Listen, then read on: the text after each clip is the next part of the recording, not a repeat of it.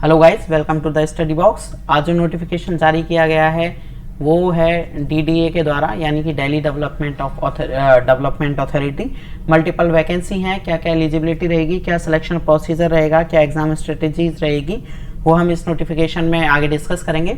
उससे पहले आप चैनल को सब्सक्राइब और वीडियो को लाइक करें ताकि ऐसी ही अपडेट आपको फ्यूचर में भी मिलती रहें। तो जो डेट्स हैं सबसे पहले इंपॉर्टेंट वो डिस्कस कर लेते हैं। ओपनिंग डेट जो है रजिस्ट्रेशन की वो है 11/6/2022 और लास्ट डेट जो है वो है 10/7/2022, यानी कि लगभग आपको एक महीने का टाइम दिया गया है एप्लीकेशंस करने के लिए। तो 11/6 से एप्लीकेशन ऑलरेडी स्टार्ट हो चुके हैं और जो एप्लीकेशन एंड होने वाले हैं वो है 10 जुलाई को एंड होगा।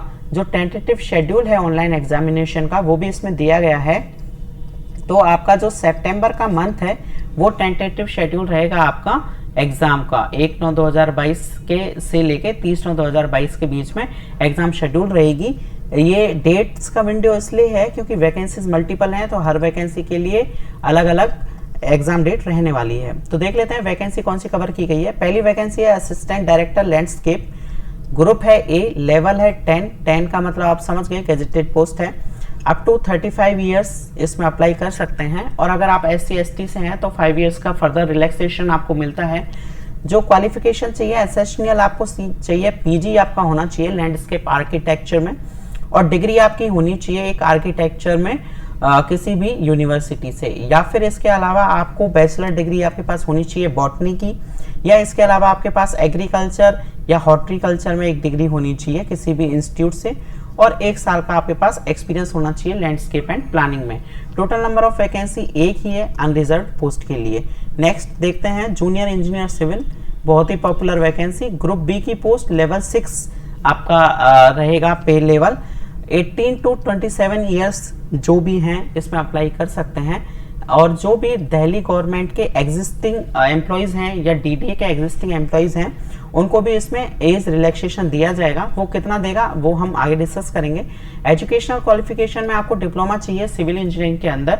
अगर आपने BTech भी किया है, यानी कि आप अगर इंजीनियरिंग में ग्रेजुएट हैं तो भी आप इस पोस्ट के लिए एलिजिबल हैं और आप अप्लाई कर सकते हैं। नंबर ऑफ पोस्ट टोटल हैं 220 और जनरल के लिए है 92 और जो फर्दर कैटेगरी वाइज वैकेंसी है वो देख लेते हैं। यहाँ पे EWS के लिए है 22, 32 वैकेंसी SC के लिए, 16 ST के लिए, OBC के लिए 58 और 4 वैकेंसी हैं इसमें विजुअली हैंडीकैप्ड और OH कैटेगरी के लिए। अब देख ले ये टोटल 220 वैकेंसी है जूनियर इंजीनियर सिविल के लिए। आगे देख लेते हैं कि इसमें जो दिल्ली गवर्नमेंट के एम्प्लॉय हैं और DDA के एम्प्लॉय हैं उनको कितना एज रिलैक्सेशन मिलने वाला है। तो उनको जो एज रिलैक्सेशन मिलने वाला है वो 45 ईयर्स तक इसमें अप्लाई कर सकते हैं। The age of 40 years in case of general candidate and 45 years if belonging to schedule caste and schedule tribe. अगर आप SC/ST से हैं और एग्जिस्टिंग DDA या दिल्ली गवर्नमेंट में काम कर रहे हैं तो आप 45 ईयर्स तक अप्लाई कर सकते हैं और अगर आप जनरल कैटेगरी से हैं और ऑलरेडी दिल्ली गवर्नमेंट के सर्वेंट हैं तो आपको फर्दर 40 ईयर्स तक आप अप्लाई कर सकते हैं। सेकंड पोस्ट इसमें देख लेते हैं। सेकंड पोस्ट है जूनियर इंजीनियर इलेक्ट्रिकल और मैकेनिकल की, लेवल 6 की post, group B. Age criteria वही है 18 to 17 ईयर्स, इसमें भी आपकी एज मांगी गई है।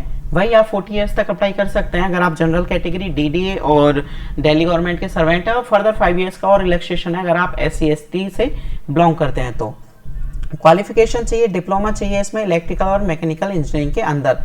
टोटल नंबर ऑफ पोस्ट हैं 35, जनरल के लिए हैं 16 और EWS के लिए हैं टोटल 3 पोस्ट। अब आगे देख लेते हैं फर्दर इस नोटिफिकेशन में और कौन सी वैकेंसी आप इसमें दी गई है। तो नेक्स्ट जो हमारी 4th वैकेंसी है वो है प्रोग्रामर, ग्रुप बी की पोस्ट, लेवल 6 लेवल पे रहेगा और जो एज है उसमें नॉट एग्जिस्टिंग 30 ईयर्स है, यानी कि आप 30 साल से ऊपर नहीं होने चाहिए। जो एजुकेशनल क्वालिफिकेशन मांगी गई है वो मांगी गई है इंजीनियरिंग डिग्री आपके पास होनी चाहिए, CS में, इलेक्ट्रॉनिक्स में या इंजीनियरिंग में आपके पास डिग्री होनी चाहिए। इसके अलावा आपके पास मास्टर डिग्री हो सकती है कंप्यूटर साइंस में, कंप्यूटर एप्लीकेशन किसी भी यूनिवर्सिटी से, या फिर आपने B लेवल का एग्जामिनेशन पास किया हुआ होना चाहिए department of electronics and computer courses से। टोटल नंबर ऑफ वैकेंसी हैं 2। तो इस पोस्ट में वैकेंसी कम है लेकिन अगर आप एलिजिबल हैं तो आप अप्लाई कर सकते हैं क्योंकि मल्टीपल पोस्ट में आपकी जो एग्जाम डेट्स रहेंगी वो अलग अलग रहने वाली हैं। अब है 5th नंबर की post junior translator official language, group B की पोस्ट, लेवल 6 आपका लेवल पे रहेगा, वही एज है, not existing 30 years. Master degree आपके पास होनी चाहिए किसी भी यूनिवर्सिटी से equivalent in Hindi with English as a subject in degree level. Hindi में आपके पास मास्टर डिग्री होनी चाहिए और इंग्लिश में आप एक सब्जेक्ट आपके पास होना चाहिए डिग्री लेवल पे, या फिर आप मास्टर डिग्री होनी चाहिए आपके पास इंग्लिश में और हिंदी होनी चाहिए आपके पास एक डिग्री लेवल पे, और किसी भी recognised diploma certificate course in translation from Hindi to English vice versa और the 2 years experience of the translation work from Hindi और इंग्लिश। तो आपके पास अगर डिप्लोमा सर्टिफिकेट है ट्रांसलेट करने का प्लस 2 साल का एक्सपीरियंस है तो भी आप इस पोस्ट के लिए एलिजिबल हैं। टोटल नंबर ऑफ वैकेंसी है 6, जनरल के लिए हैं 2, ईडब्ल्यूएस के लिए है 1 और फर्दर अन्य कैटेगरी के लिए भी इसमें वैकेंसी है। वैकेंसी इसमें कम है क्योंकि ये सब्जेक्ट कॉम्बिनेशन भी बहुत ही रेयर तरीके से मिलता है। छठी वैकेंसी अपनी प्लानिंग असिस्टेंट ग्रुप बी की पोस्ट लेवल 7 है, नॉट एग्जिस्टिंग 30 ईयर्स।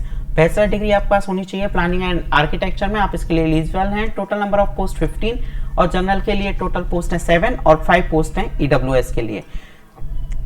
अब इसमें आगे देख लेते हैं क्या क्या आपसे एग्जाम प्रोसीजर है, क्या आपका सिलेबस रहने वाला है, क्या आपकी फीस रहने वाली है, क्या एलिजिबिलिटी क्राइटेरिया रहने वाला है।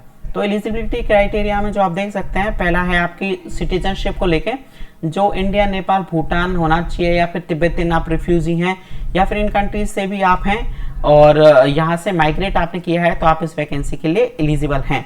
डिटेल के लिए आप नोटिफिकेशन देख सकते हैं। एज रिलैक्सेशन की जो बात कर लेते हैं, SC ST के लिए एज रिलैक्सेशन है 5 ईयर्स का, OBC के लिए है 3 ईयर्स का, PWD के लिए है 10 ईयर्स का, SC ST विद PWD के लिए 15 ईयर्स, OBC PWD के लिए 13 ईयर्स और departmental candidate at least 3 years of continuous service अगर सेंट्रल गवर्नमेंट और दिल्ली गवर्नमेंट के अंदर है तो 5 ईयर्स का उन्हें भी फर्दर एज रिलैक्सेशन दिया जा सकता है। तो आप इस वैकेंसी में देख लें, अगर आप इनमें कहीं भी कवर होते हैं तो आपको भी एज रिलैक्सेशन इसमें मिल सकता है। अब है application fees and mode of remittance. जो एप्लीकेशन फीस आपकी रहने वाली है वो 1000 रुपीज़ आपकी रहेगी सारी कैटेगरी की पोस्ट के लिए। इसमें जो ट्रांजैक्शन चार्ज रहेंगे बैंक के और जो टैक्सेस रहेंगे ये एडिशनल रहेंगे, वो कैंडिडेट को बेयर करने रहेंगे। इसके अलावा अगर कोई वुमेन कैंडिडेट है और SC ST या PWD या एक्स सर्विसमैन से अगर इसमें बिलोंग करती है तो उसको कंप्लीटली फ्री किया गया है, एक्सेम्प्टेड किया गया है एप्लीकेशन फीस से। तो इसमें देख लें 1000 रुपये वैसे जनरल क्राइटेरिया है आपकी फीस रहने वाली है। अब देख लेते हैं mode of payment of application fees. जो 1000 रुपीज़ जो हैं आपको वो इन 6 मोड्स में से आप किसी भी तरीके से पे कर सकते हैं। इंटरनेट बैंकिंग है अगर आपकी SBI और इसके एसोसिएट बैंक्स के साथ, डेबिट कार्ड है आपके पास उससे हो जाएगा, UPI भीम से हो जाएगा या फिर QR कोड से हो जाएगा। ये सारे मेथड हैं, जनरली टॉप 4 मेथड जो हैं उनसे सब लोग एलिजिबल होते हैं तो उनको पे कर सकते हैं। अब देख लेते हैं एग्जामिनेशन सेंटर कहाँ रहेगा, क्योंकि वैकेंसी जो है दिल्ली बेस्ड है, NCR बेस्ड है और दिल्ली गवर्नमेंट के अंदर आती है। तो जो एग्जामिनेशन जो हेल्ड होगी वो दिल्ली NCR में भी होगी। However, if the large application are received for particular category post, then DDA is its discretion hold the examination in other cities also। अगर पोस्ट एप्लीकेशन ज़्यादा रिसीव होते हैं और सेंटर्स प्रॉपर नहीं हो पाते हैं तो और भी सेंटर्स एक्सटेंड किए जा सकते हैं। वैसे आप ये लेके चलें कि दिल्ली NCR के अंदर ही आपका एग्जाम होने वाला है, तो अगर आप दिल्ली और उससे नियर बाई के हैं तो बहुत अच्छा चांस है आपके पास अप्लाई करने का। अब देख लेते हैं सिलेक्शन प्रोसीजर क्या रहने वाला है। First post assistant director. Assistant director की जो पोस्ट होगी उसमें एक क्वेश्चन पेपर होगा 2 आवर्स का, टोटल 120 मार्क्स, 120 क्वेश्चन रहेंगे आपके MCQs टाइप के, जो कंटेंट्स करेंगे आपके quantitative aptitude, general awareness, English language, और इसमें आपको इंटरव्यू भी रहेगा क्योंकि ग्रुप A की पोस्ट है। अब जो सेकंड पोस्ट है जूनियर इंजीनियर सिविल, देख लेते हैं। सिंगल स्टेज ऑनलाइन एग्जामिनेशन आपका रहने वाला है, यानी कि 2 आवर्स में 120 मार्क्स का पेपर आएगा जिसमें 120 क्वेश्चन आएंगे। जो रहेगा आपका कोर्स वो रहेगा quantitative aptitude, reasoning, general awareness, English language और प्रोफेशनल नॉलेज। तो प्रोफेशनल नॉलेज के आपके क्वेश्चन आएंगे प्लस आपसे रीजनिंग के भी क्वेश्चन पूछे जाएंगे। फिर है junior engineer electrical mechanical, single stage examination, same syllabus है, सिर्फ प्रोफेशन चेंज हो जाएगा। जैसे सिविल में सिविल आएगी तो इलेक्ट्रिकल में इलेक्ट्रिकल, मैकेनिकल में मैकेनिकल आएगी। अब है प्रोग्रामर। प्रोग्रामर में भी सिंगल स्टेज एग्जामिनेशन है, वही 2 आवर्स का ड्यूरेशन, 120 मार्क्स, 120 क्वेश्चन जो आपसे पूछे जाएंगे क्वांटिटेटिव एप्टीट्यूड, जनरल अवेयरनेस और रिलेटिव डिसिप्लिन्स के अकॉर्डिंग। अब है जूनियर ट्रांसलेटर लैंग्वेज। इसमें 2 स्टेज आपकी रहेंगी। स्टेज 1 में ऑनलाइन एग्जाम रहता है और स्टेज 2 में कन्वेंशनल टाइप रहेगा। तो आप देख लें, स्टेज 1 में 200 एमसीक्यूज आपके आएंगे 200 मार्क्स के, जनरल हिंदी के 100 क्वेश्चन और जनरल इंग्लिश के 100 क्वेश्चन, ये टोटल 100 क्वेश्चन आएंगे दोनों सब्जेक्ट से। और स्टेज 2 जो रहेगा आपका वो कन्वेंशनल टाइप रहेगा, पेपर पेन मेथड पे, यानी कि 200 मार्क्स का और 2 आवर्स का पेपर रहेगा। प्लानिंग असिस्टेंट के लिए सिंगल स्टेज एग्जामिनेशन है, 2 आवर्स का पेपर और 120 क्वेश्चन 120 एमसीक्यूज। तो ये आपका सिलेक्शन प्रोसीजर रहने वाला है। इसके अलावा इसमें नेगेटिव मार्किंग भी रहेगी। जो नेगेटिव मार्किंग इसमें रहने वाली है वो 1/3 यानी कि 0.33 रहने वाली है। अब देख लेते हैं प्रिपरेशन ऑफ मेरिट।